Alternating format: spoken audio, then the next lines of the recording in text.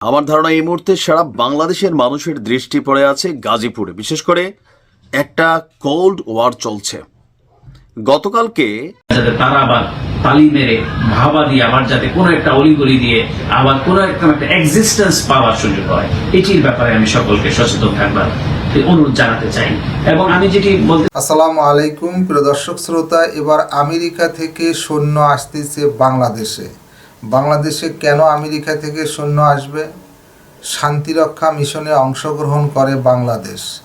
বাংলাদেশের সেনাবাহিনী অন্য দেশের সেনাবাহিনীর সাথে সংযুক্ত হয়ে যে কোনো দেশের শান্তি পরিস্থিতি তারা নিয়ন্ত্রণে নিয়ে আসে, কারণ শান্তিরক্ষা মিশনে বাংলাদেশ অংশগ্রহণ করে। যে দেশে অশান্তি আছে বাংলাদেশের সেনাবাহিনী সে দেশে গিয়ে শান্তি প্রতিষ্ঠা করে। এবার বাংলাদেশে কেন আমেরিকান সৈন্য আসবে, চলুন ভিডিওতে বিস্তারিত দেখে আসি। সালামু আলাইকুম। আমার ধারণা এই মুহূর্তে সারা বাংলাদেশের মানুষের দৃষ্টি পড়ে আছে গাজীপুরে। বিশেষ করে একটা কোল্ড ওয়ার চলছে গতকালকে প্রথমবারের মতন গাজীপুরে ধানমন্ডি 32 ভাঙচুরের পর আওয়ামী লীগের নেতাকর্মীদের মধ্যে যে ক্ষোভ ছিল, অন্তর জ্বালা ছিল, সেইটার অনেকাংশে তারা পুষিয়ে নিয়েছে চোখের শান্তি, কানের শান্তি, মনের শান্তি হিসাবে গাজীপুরে মুক্তিযুদ্ধ মন্ত্রীর বাড়িতে যেই ঘটনাগুলো ঘটছে সেই ঘটনায় উচ্ছ্বসিত। এবং কি আওয়ামী লীগের নেতাকর্মীদের ফেসবুক পোস্ট যদি খেয়াল করেন, তারা বলছে যে গাজীপুর থেকে শুরু হয়েছে, খেলা চলবে। বাট ছাত্ররা বলছে এবার তোমাদের সাথে খেলবো ডিফারেন্ট ওয়েতে। তবে আওয়ামী লীগ বনাম ছাত্র জনতার এই খেলার মাঝখানে আপনার এবার মাঠে নামছে যৌথ বাহিনী। কারণ জনগণ টু জনগণ যদি খেলতে যায়, এখানে লাশের বন্যা বসে যাবে। আওয়ামী লীগ সর্বোচ্চ পরিমাণ এখানে কিন্তু ঝাঁপাই পড়বে, বৈষম্য বিরোধীরাও ঝাঁপাই পড়বে। তো এই যখন একটা সাংঘর্ষিক অবস্থান, তখন অপারেশন ডেভিল হান্ট, ডেভিল তো বুঝছেন শয়তান, আর হান্ট মানে হচ্ছে শিকার করা। তার মানে শয়তান শিকার করার জন্য একটা অপারেশন পরিচালনা করার ঘোষণা দিয়েছে যৌথ বাহিনী। আমরা দেখলাম যে কিছুক্ষণ আগে সেখানে বৈষম্য বিরোধী ছাত্র আন্দোলনের নেতা সার্জিস এবং হাসনাত তারা গিয়েছেন। তারা যাওয়ার পরে গাজীপুর জেলা শহরের ভাওয়াল রাজবাড়ী মাঠে জাতীয় নাগরিক কমিটির জেলা এবং মহানগর শাখার আয়োজনে আপনার যে প্রোগ্রাম হচ্ছে, তারা সেখানে সড়ক অবরোধ করেছে। ইভেন এই ঘটনার অতি দ্রুত যারা জড়িত তাদেরকে চিহ্নিত করে গ্রেপ্তার করতে হবে। ইভেন টোটাল গাজীপুর এরিয়াতে আওয়ামী লীগ, যুবলীগ, ছাত্রলীগ বা তাদের যারা সমর্থক আছেন তাদের প্রত্যেককে গ্রেপ্তার করতে হবে। সেখান থেকে আমরা দেখলাম যে বৈষম্য বিরোধী যারা নেতারা আছেন তারা বলছেন যে আমাদেরকে একটু ধৈর্য ধরতে হবে, যেহেতু যৌথ বাহিনী ঘোষণা দিয়েছে অপারেশন ডেভিল হান্ট পরিচালনা করবে। এখন অপারেশন ডেভিল হান্টে কারা কারা যাবে? সেনাবাহিনী যদি অলরেডি মাঠে আছে, পুলিশ অলরেডি মাঠে আছে, র্যাব অলরেডি মাঠে আছে, বিজিবি। বাট এতদিন যাবৎ যেই অবস্থান ছিল, আজকে থেকে গাজীপুরের বিভিন্ন জায়গায় ছাপ্পা মারা হবে। আওয়ামী লীগ, যুবলীগ, ছাত্রলীগ যারাই সন্ত্রাসী ক্যারেক্টার আছেন, আপনাদের জন্য কিন্তু আজকে দুঃসংবাদ। ইভেন এই ঘটনায় কারা জড়িত, যে ছাত্ররা মাইর খেয়েছে তারাও তো লোকাল পিপল।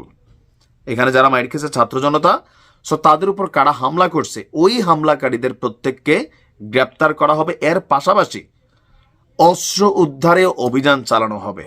আপনারা জানেন যে গতকালকে আমরা একটা বিশেষ ঘোষণা উপদেষ্টা আসিফের কাছ থেকে পাইছি যে যৌথ বাহিনী আবারও অবৈধ অস্ত্র উদ্ধারে মাঠে নামবে। যদিও এটা মিশন আমরা সেই সরকার ক্ষমতার পর থেকে দেখছিলাম, মাঝখানে এগুলার কোনো আপডেট ওরকম নাই। বাট এখন আবার গাজীপুরকে টার্গেট করা হয়েছে। তবে এইটা ভালো হয়েছে। কেন ভালো হয়েছে? যে ধরেন বৈষম্য বিরোধী স্টুডেন্টসরা সেখানে আজকে যে পরিমাণ মানুষ জমায়েত হচ্ছে, বাংলাদেশের বিভিন্ন জায়গা থেকে কিন্তু এখন ডাক দিলে মানুষ আসবে। যাই দেখা গেল যে এলাকার মধ্যে মব জাস্টিস হয়ে যাবে, পাবলিক প্রপার্টি ভাঙচুর হবে, সরকারি সম্পত্তি ভাঙচুর হবে। ইভেন মন্ত্রী মুজাম্মেল হকের যে বাড়ি আছে, ভাড়াটিয়ারা থাকেন, তারা পর্যন্ত আতঙ্কে সকাল থেকে গাট্টি বুসকা গোলায় চলে যেতেছে। দেশের পরিস্থিতিটা ওই লেভেলে চলে গেছে যে এখানে পুলিশ নাই, আইন শৃঙ্খলা রক্ষা করবে কে? তাদের জানমালের নিরাপত্তা দেবে কে? তারা তো ভাড়াটিয়া, কিন্তু মন্ত্রীর বাড়ি ভাঙ্গা হবে কেন? কারণ এটা মুজাম্মেল হকের। এই জিনিসগুলো কিন্তু এক্সট্রিম লেভেলের। ভবিষ্যতের জন্য একটা বার্তা কিন্তু রাইখা যাচ্ছে, মনে রাখেন। এখন আমার কাছে মনে হচ্ছে যৌথ বাহিনীর এই সিদ্ধান্তটা এই মুহূর্তে এই পরিস্থিতিকে শান্ত করার জন্য খুবই সুন্দর সিদ্ধান্ত। আমরাও চাই কোনো অপ্রীতিকর ঘটনা, কারো মানে কোনো মায়ের কোল যেন খালি না হয়। এগুলোর ফায়দা নেতারা তুলবে, যেই দলের নেতা আছে। সবাইকে শান্ত হওয়ার আহ্বান জানাচ্ছি, আইন শৃঙ্খলা বাহিনীকে কাজ। তারা আবার তালি মেরে ভাবা দিয়ে আবার যাতে কোনো একটা অলিগলি দিয়ে আবার কোনো একটা এক্সিস্টেন্স পাওয়ার সুযোগ হয়, এটির ব্যাপারে আমি সকলকে সচেতন থাকবার অনুরোধ জানাতে চাই। এবং আমি যেটি বলতে চাই, শুরুতেই যেমন আমরা দেখেছি যে মজলুম সাংবাদিক মাহমুদুর রহমান, তাকে কারাগারে যেতে হয়েছে। তার আমি দ্রুত মুক্তি চাইছি সরকারের নিকট।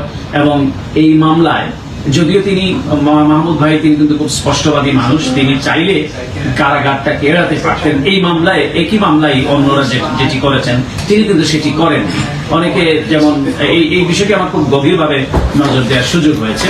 বিশেষ করে তার মামলায় শফিক রেহমান, 90 বছর বয়সী সাংবাদিক, তিনিও এই মামলার আসামি। আরো যুক্তরাষ্ট্র থেকে মিজানুর রহমান ভূঁইয়া, একজন বাংলাদেশি প্রবাসী, তিনিও বাংলাদেশে গিয়েছিলেন। তারা কিন্তু তাদের মামলাটি, রায়টি 1 বছরের জন্য শর্ত সাপেক্ষে বোধহয় স্থগিত করা হয়েছে। তো তিনি মাহমুদুর রহমান কিন্তু তিনি শর্ত সাপেক্ষে স্থগিত চাননি। তিনি চেয়েছেন যে তার প্রতি যে অন্যায় করা হয়েছে, অবিচার করা হয়েছে, সেটি তিনি তার আইনি ভাবে মোকাবিলা করবার জন্য তিনি কোর্টে হাজিরা দিয়েছেন এবং তাকে কারাগারে প্রেরণ করা হয়েছে। এই বাংলাদেশে আমরা এটি চাই না। মাহমুদুর রহমান যার রক্তে রঞ্জিত হয়েছে কোর্ট, তিনি কোনো সুবিচার পাননি। যিনি বিচারকেরকে চোখে আঙ্গুল দিয়ে দেখিয়েছেন যে তারা বিচারের নামে প্রহসন করছে, সুতরাং মাহমুদুর রহমানের আশু মুক্তি দাবি করছি। তিনি যে প্রক্রিয়াতেই সেখানে যান না কেন, সরকারের উচিত হবে তাকে যথাযথ সম্মানের সাথে, কারণ তিনি এই স্বাধীন বাংলাদেশ প্রতিষ্ঠায়, তিনি এই মুক্ত মত প্রতিষ্ঠায়, তিনি মানুষের অধিকার প্রতিষ্ঠায় একজন সম্মুখ সারি সিপাহ সালার, কাজে তাকে সেই মর্যাদাটুকু সরকার দেবেন আমি আশা রাখতে চাই। দ্বিতীয় ব্যাপারটি হলো যে আজকে আরেকটি খবর আমাদেরকে ব্যথিত করেছে, যে আমি তার সঙ্গে কথা বলছিলাম, যে তুলি, যিনি মায়ের, সঞ্জিদা তুলি, তিনি মায়ের ডাকের সংগঠনটির প্রধান, তার ভাইকে তুলে নেওয়া হয়েছে, যদিও তাকে ফেরত দেওয়া হয়েছে। আমি সেই জন্য সাধুবাদ জানাতে চাই। কিন্তু এই ঘটনাগুলো কারা ঘটাচ্ছে এবং এই ঘটনাগুলো ঘটানোর সুযোগ কেন দিব, সেটির ব্যাপারে আমি সজাগ হওয়ার জন্য আমি সরকারে যারা আছেন তাদের প্রতি আমি উদাত্ত আহ্বান জানাচ্ছি, যে ফ্যাসিস্টদের প্রেতাত্মারা যে ঘিরে আছে, এই ঘটনাগুলো কিন্তু সেটার সিমটম। সুতরাং এই ফ্যাসিস্টদের প্রেতাত্মারা যাতে কোনোভাবে, অর্থাৎ তার দোসররা এখনো বিভিন্ন জায়গায় আমি দেখেছি বাংলাদেশে যে ছড়িয়ে ছিটিয়ে তারা আছে, নানা সুযোগে তারা তাদের এজেন্ডা বাস্তবায়ন করার চেষ্টা করছে এবং তারা তাদের আনুগত্য তারা সেখানে। দর্শক শ্রোতা, এই বিষয়ে আপনার মতামত থাকলে লিখবেন। আজকে এই পর্যন্তই। আল্লাহ হাফেজ।